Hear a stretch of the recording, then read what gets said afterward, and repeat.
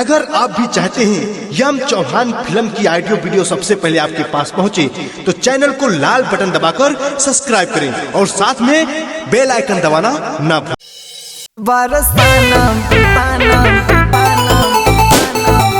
बस्ती हमार बरसाना भइल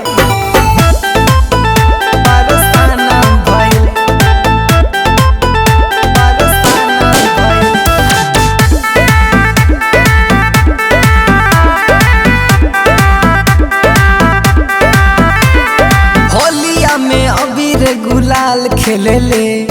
राधा संगे होली नंदलाल खेले ले राधा संगे होली नंदलाल खेले ले होलिया में अबीर गुलाल खेले ले राधा संगे होली नंदलाल खेले ले लाल खेले ले मुरली वाला के सभे दीवाना भइल सतरंगी में सभे रंगाई गई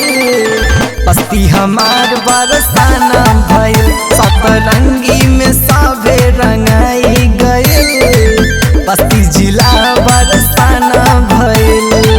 बस्ती जिला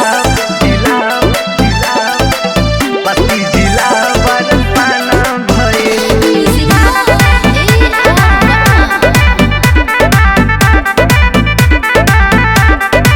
भाईचारा के इता त्योहार बाटे हो जीना खेलाता होली उ बेकार बाटे हो बजरंग बली रघुराई के हो सबके कहरा प्रणाम रंग लगाई के हो डीजे ऐसन बजल की झुमाना भइल सतरंगी में सभे रंगाई गई बस्ती हमार बरसाना भइल सतरंगी में सभे जमाना भइल बस्ती जिला बरसाना भइल।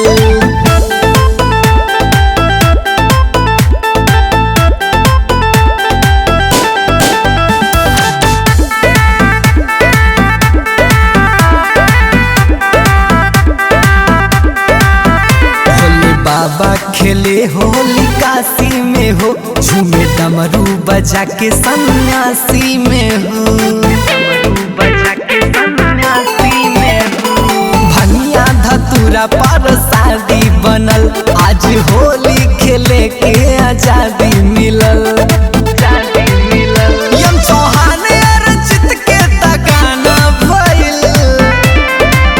सतरंगी में सभे जमाना भइल बस्ती हमार बरसाना भइल सतरंगी में